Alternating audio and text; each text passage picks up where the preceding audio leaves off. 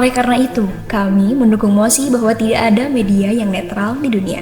Karena media selalu memiliki sudut pandang dan kepentingan tertentu yang memengaruhi cara mereka melaporkan berita.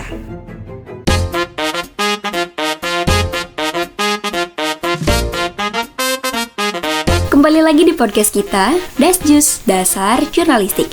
Episode kali ini kita akan membahas mosi tidak ada media yang netral di dunia. Selanjutnya, mari kita perkenalan terlebih dahulu dari masing-masing tim. Tim Pro, disilakan. Halo, perkenalkan nama saya Astria Pratiwi dengan NPM 222121081 sebagai bagian dari tim Pro. Dan saya, Nurul Mahmuda dengan NPM 222121052 sebagai bagian dari tim Pro. Selanjutnya, tim Kontra, disilakan. Halo, perkenalkan saya Mary Azahra dengan NPM 222121078 sebagai bagian dari tim Kontra. Halo, perkenalkan nama saya Selitri Amanda dengan NPM 239191029 sebagai bagian dari tim Kontra. Dengan mosi, tidak ada media yang netral di dunia. Saya ucapkan terima kasih kepada masing-masing tim yang telah memperkenalkan timnya. Selanjutnya, langsung saja kita mengangkat sebuah mosi tidak ada media yang netral di dunia. Saya berikan kesempatan 2 menit kepada tim Pro untuk memaparkan argumennya. Kepada tim Pro, disilakan. Baiklah, terima kasih atas kesempatannya. Maka izinkan kami dari tim Pro untuk memaparkan argumen serta fakta mengapa kami mendukung mosi bahwa tidak ada media yang netral di dunia. Kegiatan menghimpun berita, mencari fakta dan melaporkan peristiwa atau akrab disebut dengan jurnalistik bukanlah pekerjaan yang netral. Hal ini sejalan dengan pendapat seorang cendekiawan sekaligus penulis yaitu Adian Hussaini dengan rujukan buku William L. Rivers berjudul Media Massa dan Masyarakat Modern. Kemudian, media massa selalu memiliki sudut pandang dan kepentingan tertentu yang memengaruhi cara mereka melaporkan berita, di antaranya dipengaruhi oleh beberapa faktor. Faktor yang pertama yaitu media selalu dipengaruhi oleh pemiliknya, dan pemilik media pasti memiliki kepentingan lain seperti bisnis atau politik. Maka, dalam satu konteks berita yang disampaikan oleh satu media tersebut, cenderung akan menyampaikan berita yang mendukung perindustriannya, karena tidak mungkin menjatuhkannya. Selanjutnya, faktor yang nomor 2, jurnalis adalah seorang manusia, dan manusia memiliki pandangan dan pengalaman yang berbeda-beda. Bahkan, jurnalis yang berusaha bersikap netral dapat tidak sengaja memilih sumber yang mendukung pandangan mereka atau menulis dengan bahasa yang tidak netral. Dengan kata lain, jurnalis tersebut tetaplah tidak bersikap netral. Ketiga, terkadang media dipengaruhi oleh tekanan dari pemerintahan dan kepentingan politik lainnya.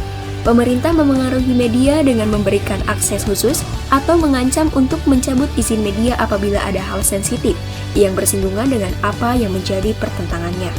Oleh karena itu, kami mendukung mosi bahwa tidak ada media yang netral di dunia. Media selalu memiliki sudut pandang dan kepentingan tertentu yang memengaruhi cara mereka melaporkan berita. Sungguh sangat luar biasa pemaparan dari tim Pro. Selanjutnya, mari kita dengarkan pemaparan dari tim Kontra. 2 menit pertama, saya persilahkan kepada tim Kontra untuk memaparkan argumennya. Terima kasih atas kesempatannya. Selanjutnya, izinkan kami dari tim Kontra memaparkan beberapa argumen mengapa kami menentang mosi tidak ada media yang netral di dunia ini. Media yang netral adalah media yang tidak memihak kepada satu pihak atau menyampaikan berita dengan sudut pandang tertentu, melainkan memberikan informasi yang objektif dan akurat kepada masyarakat. Karena media memiliki kode etik jurnalistik kuat yang harus dimiliki oleh seorang jurnalis, sehingga dapat membantu memastikan netralitas dalam melaporkan berita. Selain itu, terdapat pula beberapa media yang telah mendapatkan kepercayaan dari masyarakat. Media yang berhasil mempertahankan reputasi netralitasnya cenderung mendapatkan kepercayaan. Kepercayaan ini penting untuk menjaga integritas media sebagai sumber yang bisa diandalkan. Maka dengan adanya kepercayaan itu menandakan bahwa media tersebut terbukti kenetralannya. Oleh karena itu, adanya kode etik jurnalistik kuat yang harus dimiliki oleh jurnalis, redaksi independen, serta adanya kepercayaan masyarakat dapat diartikan dan menandakan bahwa kebenarannya ada. Media yang berusaha dan memang bersikap netral. Dan capaian netralitas sebuah media menjadi tujuan bagi sebagian besar media yang bertanggung jawab. Baiklah, masing-masing pemaparan dari tim pro dan kontra telah kita dengarkan. Untuk selanjutnya, mari kita beri kesempatan kepada tim pro untuk menanggapi pemaparan dari tim kontra. Baiklah, izin menanggapi pernyataan dari tim kontra. Memang, di dalam jurnalistik terdapat kode etik yang harus dimiliki oleh seorang jurnalis. Tetapi, apakah pada realitanya media menerapkan kode etik tersebut? Karena dalam faktanya, banyak media yang terpengaruh, baik dalam urusan bisnis maupun politik. Selain itu, media seringkali bergantung pada pendapatan dari iklan dan sponsor. Ketergantungan ini dapat mendorong media untuk memihak kepada pemasang iklan atau sponsor tertentu. Nah, hal tersebut juga dapat mengurangi tingkat netralitas dari media massa. Terima kasih kepada moderator atas kesempatannya. Izin untuk menyampaikan kesimpulan bahwa kami tim pro tetap setuju terhadap mosi tidak adanya media yang netral di dunia. Didukung dengan pendapat yang telah kami paparkan sebelumnya, bahwa media dipengaruhi oleh berbagai faktor, diantaranya dipengaruhi oleh pemilik atau modalnya, dipengaruhi oleh sponsor atau iklan yang menjadi sifat ketergantungannya, serta perlu diingat bahwa jurnalis adalah seorang manusia yang memiliki pandangan dan pengalaman yang berbeda-beda. Bahkan jurnalis yang berusaha bersikap netral pun dapat dengan tidak sengaja memilih sumber yang mendukung pandangannya sehingga memilih bahasa yang tidak netral. Meskipun ada argumentasi untuk keberadaan media yang netral, penting diingat bahwa tidak ada media yang benar-benar bebas dari pengaruh atau bias. Maka dari itu kami tetap percaya bahwa tidak ada media yang netral di dunia. Terima kasih. Izin menanggapi baik kembali bahwa meskipun banyak media di dunia yang dapat terpengaruh oleh berbagai faktor seperti kepemilikan, iklan, dan pengaruh politik, namun ada beberapa media yang berhasil mempertahankan tingkat netralitas yang tinggi. Media-media ini secara konsisten mengikuti prinsip-prinsip kode etik jurnalis, memiliki redaksi independen, dan memprioritaskan akurasi dalam pelaporan berita. Seperti yang kami katakan di awal bahwa terdapat contoh nyata dari keberadaan media yang netral di dunia. Sejumlah organisasi media seperti BBC yang telah berhasil membangun reputasi sebagai sumber berita yang netral dan objektif. Kepercayaan masyarakat terhadap media tersebut menjadi indikator bahwa walaupun tantangan mungkin ada, keberadaan media yang netral tetap menjadi kenyataan yang dapat diandalkan dalam penyampaian informasi kepada masyarakat global. Saudaraku, memang apa yang dipaparkan oleh saudara bahwa jurnalistik memiliki kode etik yang kuat itu ada. Kode etik yang berisi landasan moral dan etika, kepentingan publik dan profesionalisme penting bagi wartawan atau jurnalis di dalam menjalankan tugasnya. Tetapi, netralitas setiap media memiliki sudut pandang dan pembingkaian tersendiri terhadap isu-isu publik. Media massa juga dapat dipengaruhi oleh pemilik modal, kepentingan politik, dan tekanan eksternal lainnya, sehingga sulit untuk mencapai netralitas mutlak. Dan bagaimana saudara membuktikan bahwa salah satu media, BBC, merupakan media yang benar-benar bersikap netral, tidak memihak kepada suatu apapun, di saat BBC mengemukakan masih berusaha keras untuk akurat dan menegakkan kebenaran dalam artian netralitas. Sekian, terima kasih. Izinkan kami berpendapat juga bahwa dalam konteks global terdapat beragam media dengan latar belakang budaya, politik, dan ekonomi yang berbeda. Beberapa di antaranya mungkin memiliki kecenderungan politik atau ideologis, tetapi ada juga yang berusaha mempertahankan netralitas dan mencakup berbagai sudut pandang.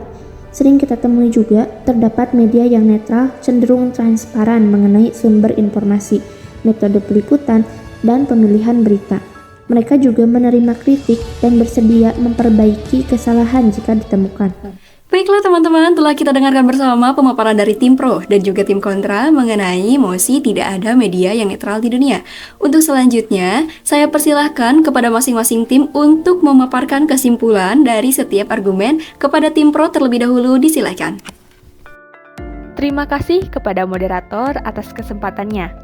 Izin untuk menyampaikan kesimpulan bahwa kami tim pro tetap setuju terhadap mosi tidak adanya media yang netral di dunia.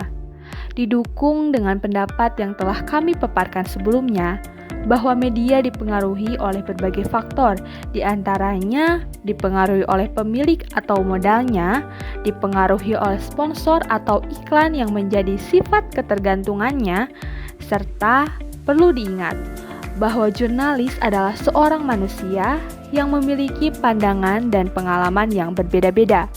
Bahkan jurnalis yang berusaha bersikap netral pun dapat dengan tidak sengaja memilih sumber yang mendukung pandangannya sehingga memilih bahasa yang tidak netral. Meskipun ada argumentasi untuk keberadaan media yang netral, penting diingat bahwa tidak ada media yang benar-benar bebas dari pengaruh atau bias. Maka dari itu kami tetap percaya bahwa tidak ada media yang netral di dunia. Terima kasih. Baik, terima kasih kepada tim pro yang telah memaparkan kesimpulannya. Untuk selanjutnya, langsung saja saya berikan kesempatan kepada tim kontra untuk memaparkan kesimpulan. Terima kasih kepada moderator atas kesempatannya. Izinkan kami, tim kontra, terhadap mosi tidak adanya media yang netral di dunia ini untuk menyampaikan kesimpulan bahwa sebenarnya terhadap beberapa contoh media yang dianggap netral, salah satunya BBC, British Broadcasting Corporation, The Associated Press, yang merupakan sebuah agensi berita Amerika Serikat yang dianggap netral dan objektif dalam melaporkan berita. Media tersebut telah mendapatkan kepercayaan dari masyarakat. Hal itu menandakan bahwa sebenarnya ada media yang berusaha dan memang bersikap netral, dan capaian netralitas sebuah media menjadi tujuan bagi sebagian besar media yang bertanggung jawab. Oke, baiklah. Sungguh sangat luar biasa pemaparan dari tim pro dan juga tim kontra. Masing-masing tim telah memaparkan kesimpulannya. Dan Sobat Dasjus, dasar-dasar jurnalistik dimanapun kalian berada bisa menentukan apakah teman-teman menyetujui terhadap mosi tidak ada media yang netral di dunia sesuai dengan apa yang disampaikan oleh tim pro, atau bahkan sebenarnya ada media yang netral di dunia sebagaimana apa yang disampaikan tim kontra. Tak terasa sudah 12 menit berlalu, berakhirlah podcast episode kali ini. Sampai jumpa di episode yang mendatang. Terima kasih.